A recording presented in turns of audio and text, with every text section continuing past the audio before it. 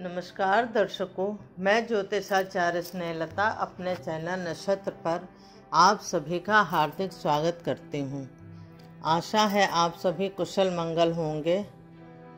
इन्हीं कामनाओं के साथ जय माता दी। और अब मैं अपना विषय शुरू करने जा रही हूँ। तो दर्शकों, हमारी भारतीय परंपरा में जैसे ही सावन शुरू होता है, व्रत और त्योहार शुरू हो जाते हैं। अभी अभी हमने सावन माह में पड़ने वाली हरियाली तीज, नाग पंचमी, रक्षाबंधन आदि त्योहार मनाए। फिर भादों के महीने में हमने कृष्ण जन्माष्टमी, कृष्ण जी की छठी आदि त्योहार मनाए। इसी कड़ी में एक बहुत ही महत्वपूर्ण त्योहार है जो भादों माह के शुक्ल पक्ष की तृतीया तिथि को मनाया जा रहा है। वह है हरतालिका तीज। ये त्योहार हमारे उत्तर भारत और राजस्थान में बहुत ही विधि विधान से मनाया जाता है।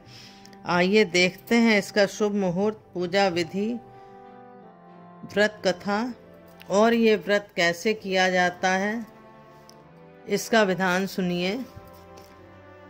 तो दर्शकों, भाद्रपद माह के शुक्ल पक्ष की तृतीया तिथि को हरतालिका व्रत रखा जाता है, जिसका बहुत ही महत्व है। यह व्रत कुंवारी कन्याओं द्वारा सुयोग्य वर पाने और सुहागिन महिलाओं द्वारा सुखी दाम्पत्य जीवन और पति की लंबी आयु की कामनाओं के लिए किया जाता है। इस बार हरतालिका तीज का व्रत 30 अगस्त 2022 मंगलवार को किया जाएगा। पूजा विधि इस प्रकार है। इस व्रत में व्रती स्त्रियां भगवान शिव और माता पार्वती की मिट्टी या रेत से प्रतिमा बनाती हैं, फिर उसका विधि विधान से पूजा और व्रत करती हैं। हरतालिका तीज व्रत का शुभ मुहूर्त क्या है, आइए जानते हैं। पंचांग के अनुसार इस वर्ष भाद्रपद मास के शुक्ल पक्ष में पड़ने वाली तृतीया तिथि 29 अगस्त 2022 दिन सोमवार को दोपहर 5:20 से प्रारंभ होकर 30 अगस्त 2022 मंगलवार को दोपहर 3:33 तक रहेगी।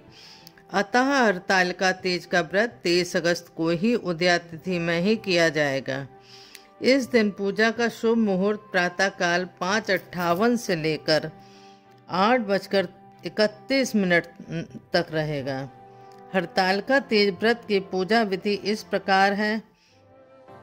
हरतालिका तीज व्रत की पूजा प्रदोष काल में अत्यधिक शुभ एवं फलदायी मानी गई है।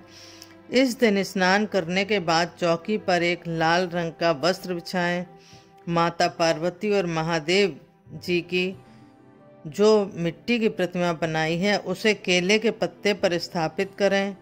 इसके पश्चात एक कलश स्थापित करें। कलश के ऊपर नारियल रखकर सबसे पहले उसकी पूजा करें। इसके पश्चात भगवान शिव और माता पार्वती की पूजा कुमकुम, अक्षत, चावल, पुष्प, फल, मिठाई आदि चढ़ाकर करें।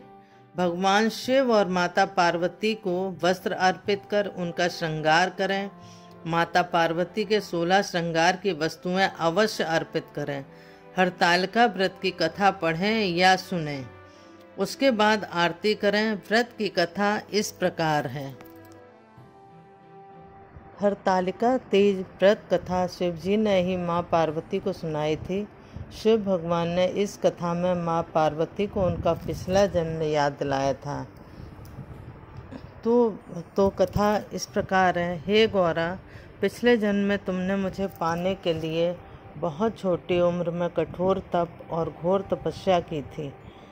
तुमने ना तो कुछ खाया था ना ही पिया था, बस हवा और सूखे पत्ते चबाए। जला देने वाली गर्मी हो या कपा देने वाली ठंड, तुम नहीं डटी रही। बारिश में भी तुमने जल नहीं पिया। तुम्हें इस हालत में देखकर तुम्हारे पिता दुखी थे। उनको दुखी देखकर नारद मुनि आए और कहा कि मैं भगवान विष्णु के भेजने पर यहाँ आया हूँ।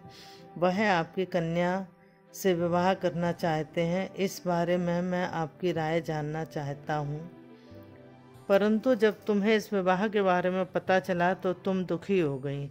तुम्हारी एक सहेली ने तुम्हारे दुख का कारण पूछा तो तुमने कहा कि मैंने सच्चे मन से भगवान शिव का वरण किया है, किंतु मेरे पिता ने मेरा विवाह विष्णु भगवान के साथ तय कर दिया है।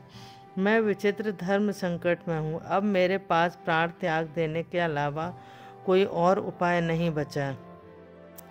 तुम्हारी सखी बहुत इज्जत समझदार थी। उन्होंने कहा, प्राण छोड़ने का यहाँ कारण ही क्या है? संकट के समय धैर्य से काम लेना चाहिए। भारतीय नारी के जीवन की सार्थकता इसी में है कि जिसे मन से पति रूप में एक बार वरण कर लिया, जीवन पर्यंत उसी से निर्वाह करें। मैं तुम्हें घनघोर वन में ले चलती हूँ, जो साधना स्थल भी है और जहाँ तुम्हारे पिता तुम्हें खोज भी नहीं पाएंगे। मुझे पूर्ण विश्वास है कि ईश्वर अवश्य ही तुम्हारी सहायता करेंगे। तुमने ऐसा ही किया। तुम्हारे पिता तुम्हें घर में न पाकर बड़े चिंतित और दुखी हुए।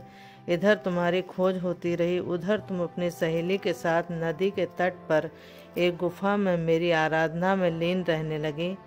तुमने रेत के शिवलिंग का निर्माण किया।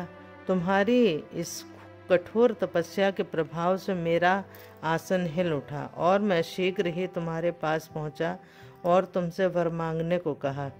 तब अपनी तपस्या के फलीभूत मुझे अपने समक्ष पाकर तुमने कहा, मैं आपको सच्चे मन से पति के रूप में वरण कर चुकी हूँ।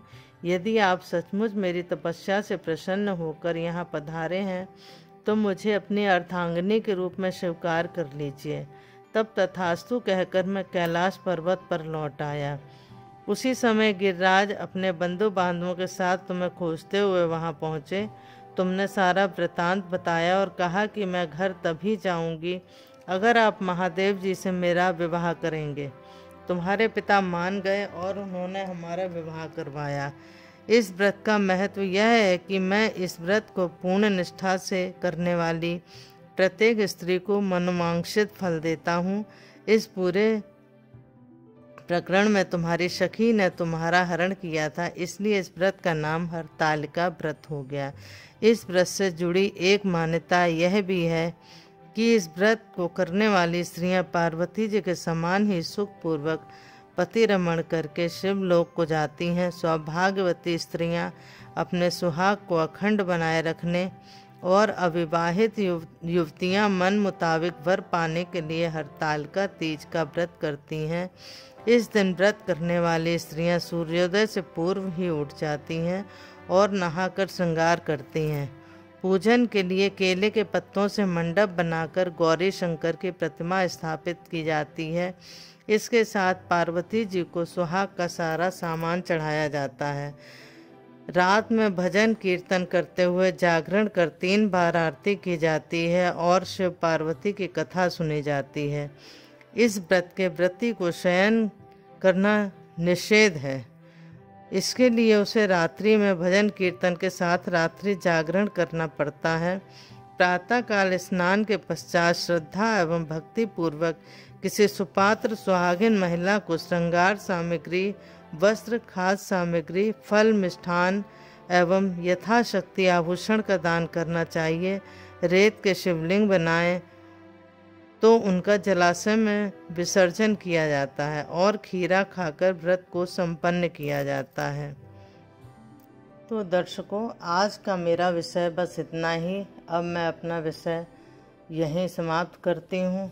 यदि आप लोग भी, जो लोग भी व्रत कर रहे हों, उनके लिए मेरी अनेक अनेक शुभकामनाएं हैं कि भगवान आपको शुभ फल प्रदान करे, अखंड सौभाग्यवती रखे, कुंवारी कन्याओं को मनवांछित वर दे। इन्हीं कामनाओं के साथ अब मैं अपना विषय यहीं समाप्त करती हूँ। यदि वीडियो पसंद आया हो तो प्लीज़ लाइक और शेयर करें, मेरे चैनल को सब्सक्राइब करें। आप सबकी शुभ मंगल कामनाओं के साथ जय माता दी। धन्यवाद।